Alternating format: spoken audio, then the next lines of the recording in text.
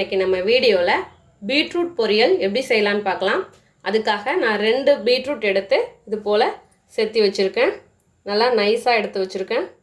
இதுக்கு ஒரு மசாலா அரைக்க போகிறோம். அதுக்காக 2 வரமிளகாய், 1 டேபிள் ஸ்பூன் தனியா, 1/2 டீஸ்பூன் சீரகம், ஒரு 20 மிளகு எடுத்திருக்கேன், 1 டீஸ்பூன் உளுத்தம்பருப்பு, 1 டீஸ்பூன் கடலைப்பருப்பு, ஒரு 3 டேபிள் ஸ்பூனுக்கு கம்மியாக தேங்காய் துருவல் எடுத்து வச்சுருக்கேன். தாளிப்புக்கு ஒரு 1 டீஸ்பூன் கடுகு, 1 டீஸ்பூன் கடலைப்பருப்பு, 2 பெரிய வெங்காயம் பொடியாக கட் பண்ணது, கொஞ்சமாக கருவேப்பிலை, உப்பு தேவையான அளவு, எண்ணெய் தேவையான அளவு. இப்போ எப்படி செய்யலான்னு பார்க்கலாம். இப்போது ஒரு கடாய் எடுத்திருக்கேன். இப்போது ஹீட் ஆகிடுச்சு.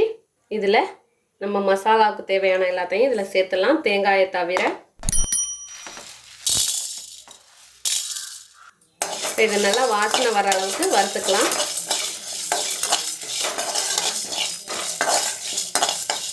இப்போ நல்லா வாசனை வருது. இப்போ இந்த ஸ்டேஜில் தேங்காய் துருவல் சேர்த்துடலாம்.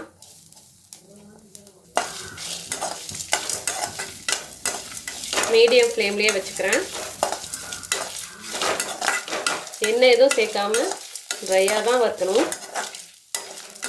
இப்போ அந்த தேங்காய் உதிரி உதிரியாக வர அளவுக்கு நல்லா வதக்கியாச்சு.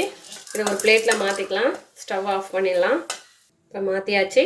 இது ஆறுனதும் மிக்சி ஜாரில் சேர்த்து குறைப்பாக அரைச்சி எடுத்துகிட்டு வந்துடலாம். இப்போ அதே கடாய் எடுத்துருக்கேன். ஸ்டவ் ஆன் பண்ணிக்கிறேன். இதில் ஒரு 1 டீஸ்பூன் அளவுக்கு எண்ணெய் சேர்த்துக்கிறேன். இதில் கடுகு. இப்போ கடுகு வெடித்ததும் கடலைப்பருப்பு,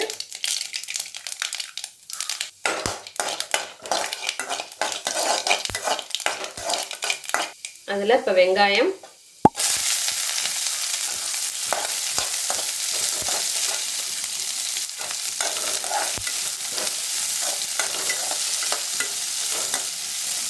அதோட கருவேப்பிலை.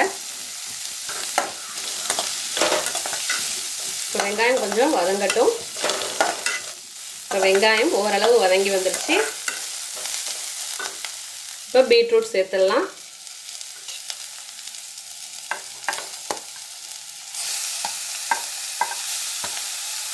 இதை வதக்கிக்கலாம்.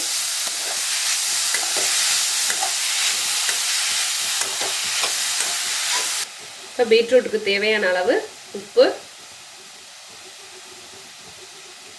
சேர்த்துட்டு நல்லா கலந்துப்போம்.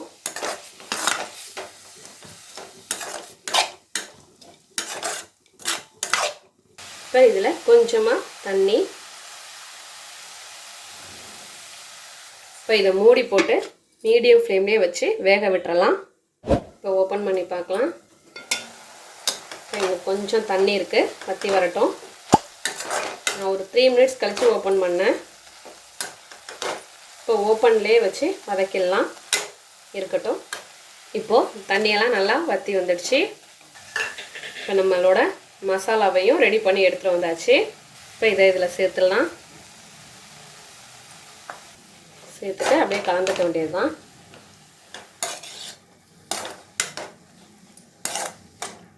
கொஞ்சம் கொஞ்சமாக தான் சேர்க்கணும்.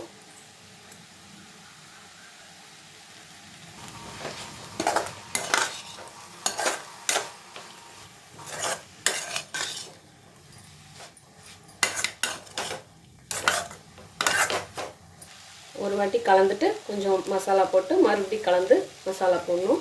இப்போ எல்லா மசாலாவும் இதில் சேர்த்துட்டேன்.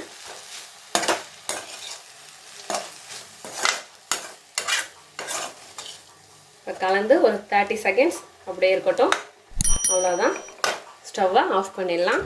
நம்மளோட அருமையான அற்புதமான பீட்ரூட் பொரியல் தயாராகிடுச்சு. இதே போல் நீங்களும் உங்கள் வீட்டில் செஞ்சு பார்த்துட்டு எப்படி வந்துச்சுன்னு கமெண்ட்டில் சொல்லுங்கள். தேங்க்யூ.